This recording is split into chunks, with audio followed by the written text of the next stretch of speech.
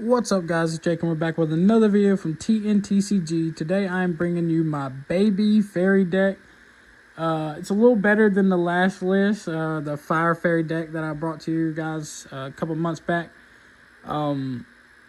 This is the updated list. I'm gonna just go ahead and hop into it. I'll tell you guys the differences as we get to them. But so yeah, starting it off, we got the Queen Faerie, the queen of the deck. She is the best card in the game, in my opinion. Yeah, not much need to be said about her. Suit Faerie. This is the only other Faerie I run. I was gonna try to run the Athea, but she only procs during the battle or during the draw phase. So I feel like if she did do it during the prep phase, it would be better. So the Suit Faerie does allow you to use her ability during the prep phase. So that's why I use her, and it's really comes in clutch sometimes being able to do that. You get a code stone whenever you didn't have one. But yeah, that's it for the fairies. So for the legends, that's actually the same from the last video, but we got 2 Nilos. Not much need to be said about Nilo. Search for a 1 cost and play it. Got the Harry and Bloopum, again, the best card to run for this deck. Reveal top 5, get them code stones.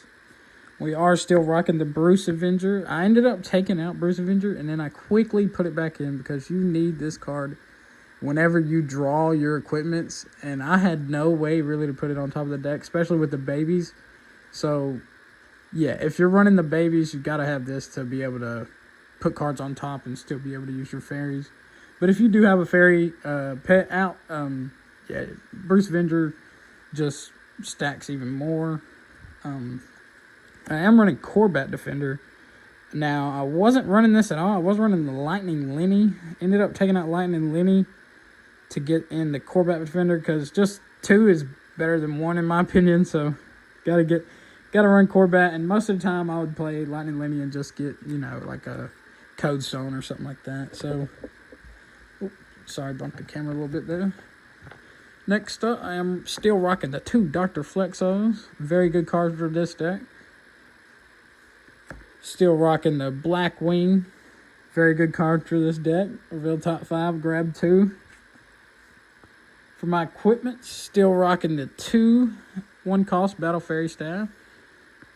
2 of the Blade of the Battle Fairy. 2 of the Battle Fairy Shield.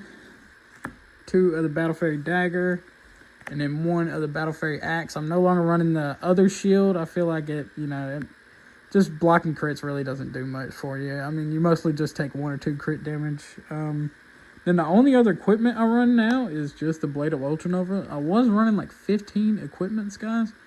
But this is doing just fine.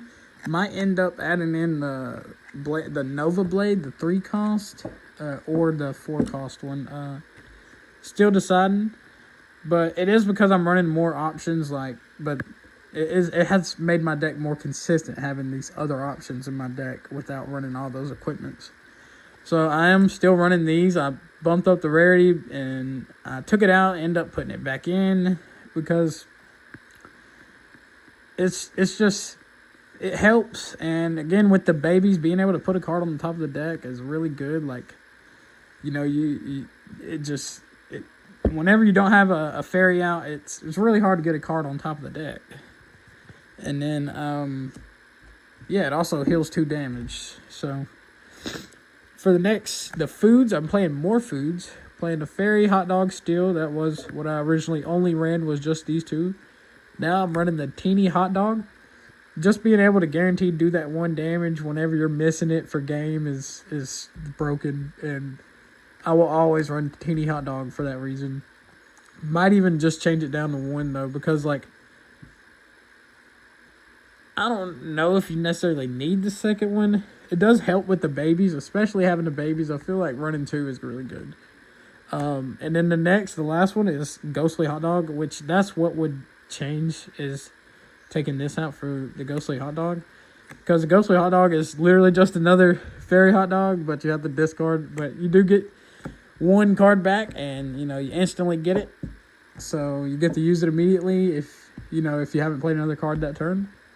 For the paintbrushes, the Faerie paintbrushes and the baby paintbrushes, gotta max out on those. Gotta always be able to paint and evolve, whatever you want to call it. Then I am rocking now different code stones. I'm rocking 3 attack. I was rocking 5 attack, 10 agility. Now I'm rocking 3 attack, 3 defense, and 9 agility. I love having agility because there is no cards in the game that give you agility other than some of the foods and equipments. But in this deck, nothing gives you agility, so you really need it in your code stones. And it ends up coming in clutch. I tell people, like, being able to reroll really does help, like, secure your damage, your rolls. For the pets, should have started off with the pets. I am going to say, for the video's sake, I don't have my cow, but I am going to keep it in my deck because that's what it's changing to. I have it on the way. So, yeah. Rocking the baby Eerie, baby Short, Scorchio, baby Shoirou, baby Gellert, baby cow. I do have the baby cow. I don't have the Faerie. It's on the way. So, yeah. Just imagine cow is there. And then these. And there's a good selection behind these. I am potentially going to change maybe the Gellert to blue Gellert.